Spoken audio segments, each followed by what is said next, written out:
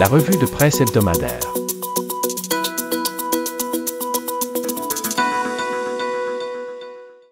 Ce mois de juillet dans l'actualité régionale. Selon Magaspésie, les 2 transporteurs aériens augmenteront la fréquence de leur départ à partir de l'aéroport de Gaspé cet été.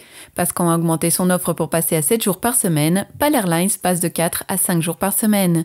Daniel Côté, maire de Gaspé, observe de plus en plus PAL se promener avec des Q400, des appareils plus gros et plus efficaces.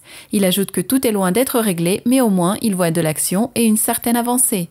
L'élu affirme aussi que la fiabilité des vols demeure préoccupante, mais ça va de mieux en mieux. Depuis la reprise des vols en août 2020 à l'aéroport de Gaspé, moult passagers ont décrié les retards, les reports de vol et des aventures rocambolesques lors de leur voyage. Les 4 ports de la Société portuaire du Bas-Saint-Laurent et de la Gaspésie sont certifiés pour une première fois par l'Alliance verte, nous annonce Radio Gaspésie.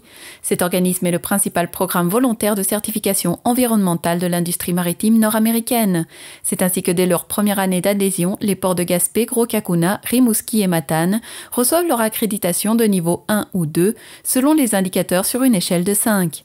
La certification étant un processus d'amélioration continue devant s'améliorer chaque année, la Société portuaire va être appelée à poursuivre ses efforts et ses investissements afin d'accroître ses niveaux de performance environnementale.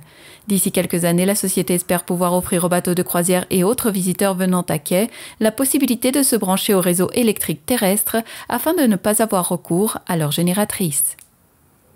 Les crevettiers acceptent avec résignation l'offre des transformateurs pour la seconde partie de la saison de pêche amorcée le 1er juillet, affirme Magaspésie.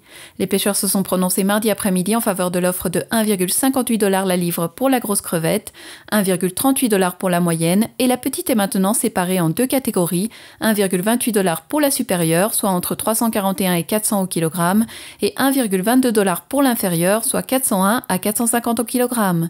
Le directeur de l'Office des pêcheurs de crevettes du Québec, Patrice Élément, souligne que les prix que les transformateurs ont offerts ne seront pas suffisants pour la majorité des pêcheurs d'assurer la rentabilité de leurs opérations. Il ajoute que de manière réaliste, ils ne pouvaient aller chercher mieux que ça, car la situation est difficile pour tout le monde.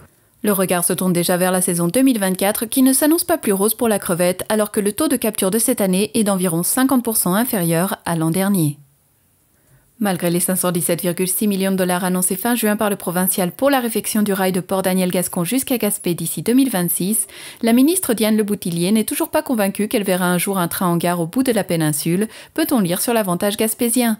Je cite, « C'est un gros enjeu, c'est énorme comme défi, comme Yvon Deschamps l'a dit sur ses sages paroles, je vais le croire quand je vais le voir », a-t-elle laissé tomber début juillet en marge d'une annonce d'investissement de 10 millions de la part d'Ottawa pour sécuriser le tronçon ferroviaire de l'érosion côtière près de la route du Capitaine Fournier à Port-Daniel-Gascon.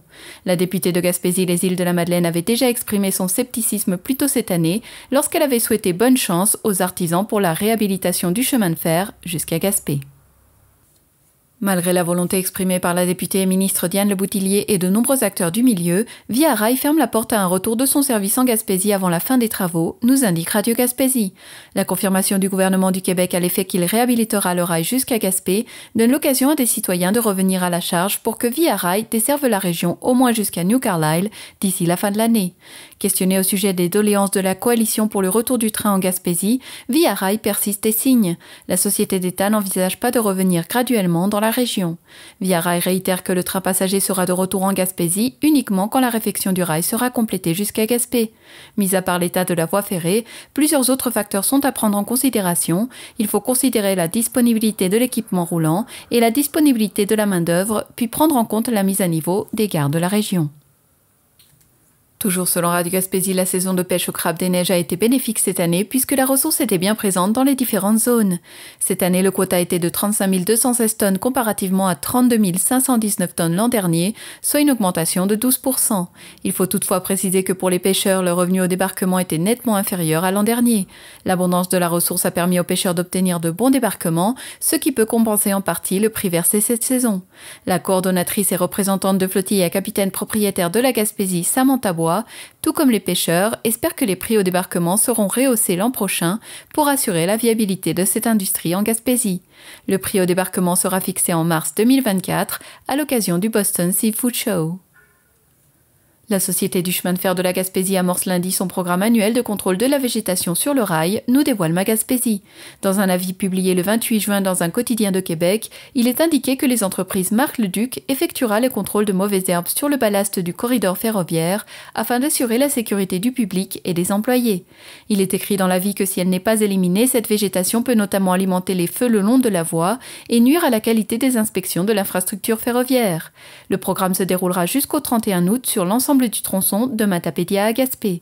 L'avis rappelle également que le corridor ferroviaire est une propriété privée dont l'accès au public ainsi que toute activité incluant la cueillette de végétaux y sont strictement interdits en tout temps, en conformité avec la loi sur la sécurité ferroviaire de Transport Canada ainsi que la loi sur le transport terrestre guidé du ministère des Transports du Québec.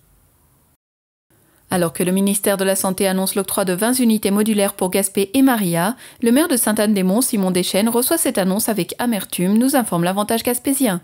Je cite, « Même si on me répond que les besoins sont plus criants dans ces deux hôpitaux, j'estime que nos besoins sont aussi importants.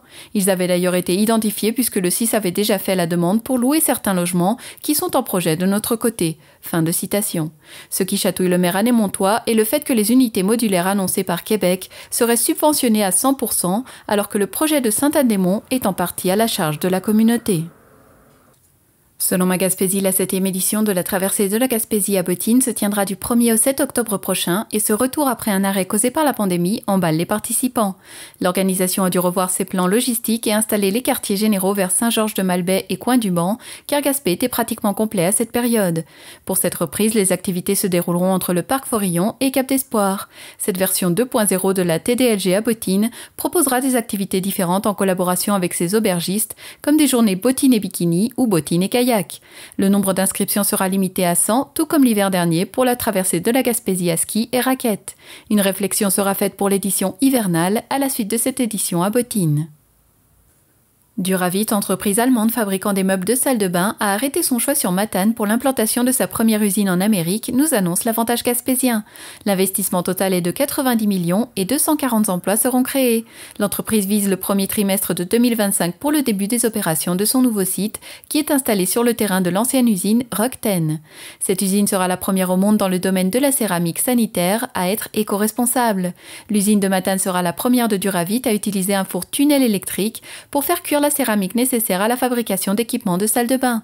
Cette méthode permet de réduire de 9000 tonnes la production annuelle de CO2 comparativement au four à gaz naturel conventionnel. La proximité du port de Matane permettra aussi de sauver 2000 tonnes de gaz carbonique par année pour les livraisons. Alors que la très grande majorité des homardiers ont terminé leur saison, l'année 2023 pourrait devenir une année record, selon O'Neill Cloutier, le directeur du regroupement des pêcheurs professionnels de la Gaspésie, affirme Radio Gaspésie. La pêche est terminée dans les zones 20A et 20B où se trouve la très grande majorité des pêcheurs de la Gaspésie. Ces zones s'étendent de la pointe de la péninsule jusqu'au large de Bonaventure. Même si les statistiques officielles ne sont pas connues, O'Neill Cloutier croit que la saison 2021, qui a été une année record, avec 3800 tonnes de homards, sera battue. Le prix moyen a été fixé à 7,61 $ la livre. Il s'agit d'une légère baisse comparativement à l'an passé à 7,95 $, mais ce prix est quand même fort raisonnable selon O'Neill Cloutier. Il y a près de 160 pêcheurs de homards en Gaspésie. Tout comme l'an dernier, un requin blanc a été géolocalisé en Gaspésie, cette fois au sud-est de l'île Bonaventure, bien au large à la hauteur de Cap d'Espoir, peut-on lire sur l'Avantage gaspésien. Son signalement par GPS a été enregistré ce mardi 18 juillet à 12h19 grâce à une balise satellitaire de O-Search posée sur l'animal l'an dernier. Jekyll pesait alors 395 livres et mesurait 8 pieds et 8 pouces. La veille, il avait fait surface plus au nord à 4 reprises au large de Cap des Rosiers et de la pointe du parc national Forillon. C'est la première fois qu'il est repéré aussi haut dans les zones nordiques. Le requin juvénile a initialement été identifié au sud de l'État de la Géorgie en décembre 2022, près des îles Jekyll. Il remonte la côte est américaine depuis. 40 nouvelles infirmières internationales sont attendues cet automne au CIS de la Gaspésie dans ses efforts pour contrer la pénurie de soignantes dans la région, nous indique Ma Gaspésie. Il s'agit d'une diminution par rapport aux 51 annoncées précédemment par l'organisation. Jusqu'à maintenant, des contacts ont été établis avec 14 personnes en collaboration avec le ministère de l'Immigration et le Cégep de la Gaspésie et des Îles, qui offrira la formation d'appoint d'1 an. Pour le moment, les futures infirmières seront réparties équitablement à travers les 4 réseaux locaux de santé du CIS. Ces nouvelles soignantes viendront de l'Algérie, du Bénin, de la Côte d'Ivoire, du Congo et du Maroc. Pendant ce temps, la première cohorte continue de cheminer. Ayant complété les forages et analyses de gisements de cuivre au Mont Copper à Murdochville, Météo Cisco a annoncé avoir fait l'acquisition de Mines Gaspé, nous dévoile Radio Gaspésie. La transaction de 25 millions de dollars américains intervient après plus de 2 ans de démarches et d'études environnementales. Un processus qui n'a pas nécessairement été de tout repos, selon Robert Wells, le chef de la direction de Météo Cisco. Au courant des prochaines années, plusieurs obligations environnementales devront se poursuivre avant que la mine puisse débuter ses activités dans 6 à 7 ans. Lorsque la production atteindra son rythme de croisière, on estime que de 250 000 à 300 000 tonnes de concentré de minéral de cuivre seront acheminées par camion à Gaspé annuellement, soit près de 7 500 voyages par an. Celui-ci sera par la suite transporté en grande partie par bateau en Europe et dans une moindre mesure par chemin de fer à la fonderie Horn en Abitibi. La capture de femelles gestantes censée protéger les faons contre les prédateurs par la mise en enclos de ces bêtes est un échec en Gaspésie, nous informe Ma Gaspésie. Bien que 2 femelles étaient en gestation lors de la capture de 6 bêtes par le ministère de l'Environnement, de la lutte contre les changements climatiques, de la faune et des parcs entre le 18 mars et le 6 avril, les faons n'ont pas survécu. Non seulement les 2 sont décédés, mais une femelle est morte d'une infection utérine suivant sa mise bas dans cet enclos de maternité, spécialement conçu pour la survie de l'espèce sur le mont McGerrigle dans le parc de la Gaspésie.